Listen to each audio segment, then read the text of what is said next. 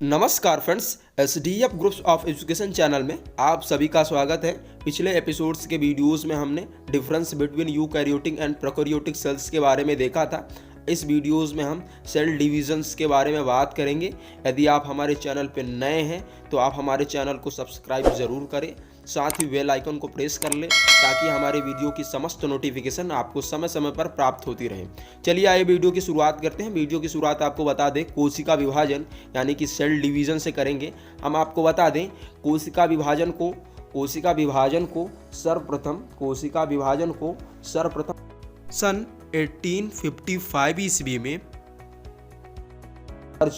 वर्चो नामक वैज्ञानिक ने स्पष्ट रूप से कोशिका विभाजन की व्याख्या की थी। किसने? वर्चो नामक वैज्ञानिक ने कोशिका विभाजन की स्पष्ट रूप से व्याख्या की थी। हम आपको बता दें जीवों में कोशिकाओं का जो विभाजन होता है वो 3 चरणों में होता है, मतलब 3 टाइप्स में होता है। पहला है आसूत्री विभाजन, इसे इंग्लिश में एमाइटोसिस डिविजन्स कहते हैं। अगला है हमारा अर्धसूत्री विभाजन, अर्धसूत्री या कि समसूत्री विभाजन, इसे कहते हैं माइटोसिस डिवीज़न, इंग्लिश में इसे माइटोसिस डिविजन्स बोलते हैं। अगला है हमारा अर्धसूत्री विभाजन, इसे इंग्लिश में मियोसिस MIOSIS डिविजन्स बोलते हैं। चलिए आइए आसूत्री विभाजन का विस्तार पूर्वक अध्ययन करते हैं। आसूत्री विभाजन यानी इंग्लिश में इसे कहते हैं एमाइटोसिस डिवीज़न। दोस्तों हम बता दें यह जो विभाजन होता है आदिम जीवों की कोशिकाओं जैसे कि जीवाणु, कवक, प्रोटोजोआ, शैवाल आदि की कोशिकाओं में आसूत्री विभाजन को देखा जाता है। विभिन्न प्रकार के जीवाणु, कवक, प्रोटोजोआ, शैवाल आदि में क्या होता है? आसूत्री विभाजन होता है। इस विभाजन को दोस्तों प्रत्यक्ष केंद्रक विभाजन के नाम से भी जानते हैं, मतलब एक कोशिका सीधे 2 कोशिकाओं में डिवाइड हो जाता है। ये डायग्राम के रूप में हम देख सकते हैं इसे आसूत्री विभाजन को। हमारा अगला विभाजन है समसूत्री विभाजन, ये इसे इंग्लिश में माइटोसिस डिविजन्स बोलते हैं। इस विभाजन को परोक्ष कोशिका विभाजन भी कहते हैं। यह विभाजन जो होता है स्थलीय जीवों पर होता है। माइटोसिस शब्द का दोस्तों सर्वप्रथम प्रयोग 1882 ईस्वी में वॉल्थर फ्लेमिंग ने किया था। वॉल्थर फ्लेमिंग नामक वैज्ञानिक ने किया था। ये हमारा कुछ समसूत्री का एक छोटा सा डायग्राम है। हम आपको बता दें जो समसूत्री या कि माइटोसिस डिवीज़न है वो 2 चरणों में विभाजन होता है या कि 2 चरणों में पूरी होती है। पहला है कैरियोकाइनेसिस को दोस्तों हिंदी में केंद्रक विभाजन कहते हैं। यह केंद्रक का विभाजन भी 4 चरणों में होता है। पहला है प्रोफेज, दूसरा है मेटाफेज, तीसरा है एनाफेज में हम एक आपको शॉर्ट नोट बता दे रहे हैं। यह कोशिका विभाजन की सबसे छोटी अवस्था होती है जो 2 या 3 मिनट के पश्चात समाप्त हो जाती है। अगला है टीलोफेज और इसका दूसरा और इस विभाजन का लास्ट पार्ट है साइटोकाइनेसिस यानी कि कोशिका द्रव्य विभाजन। इसके बाद कोशिका पूर्ण रूप से मात्र कोशिका 2 सब सेल में डिवाइड हो जाती है।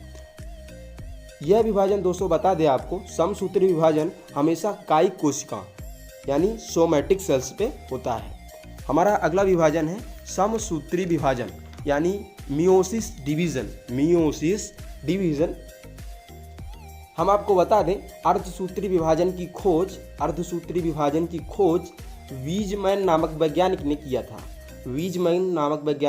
था, किंतु इसका जो नामकरण था फॉर्मर तथा मुरे ने सन 1905 ईस्वी में किया था। 1905 ईस्वी में किया था। हमारा इसका अगला स्टेप है अर्धसूत्री विभाजन को कोशिका विभाजन का न्यूनकारी कोशिका विभाजन भी कहते हैं। अर्धसूत्री विभाजन को न्यूनकारी कोशिका विभाजन भी कहते हैं।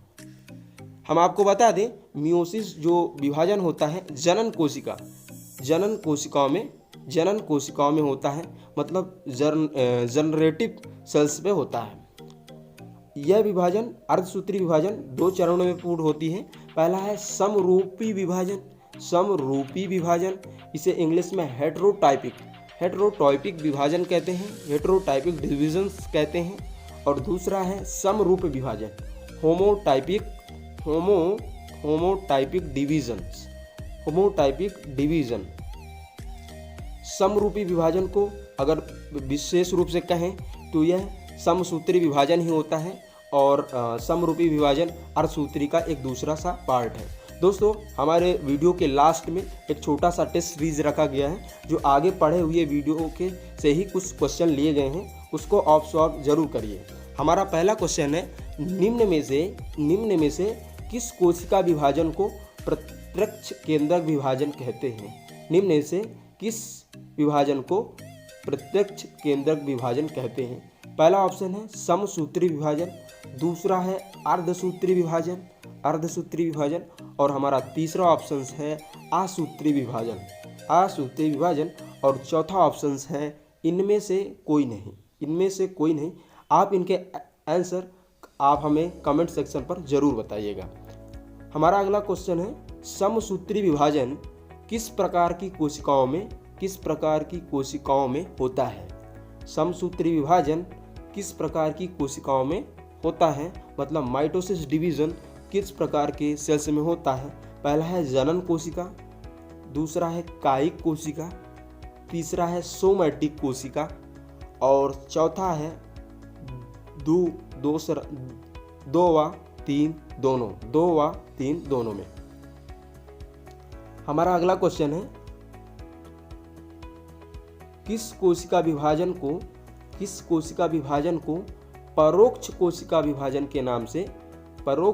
विभाजन के नाम से भी जाना जाता है, या कि परोक्ष कोशिका विभाजन भी कहते हैं?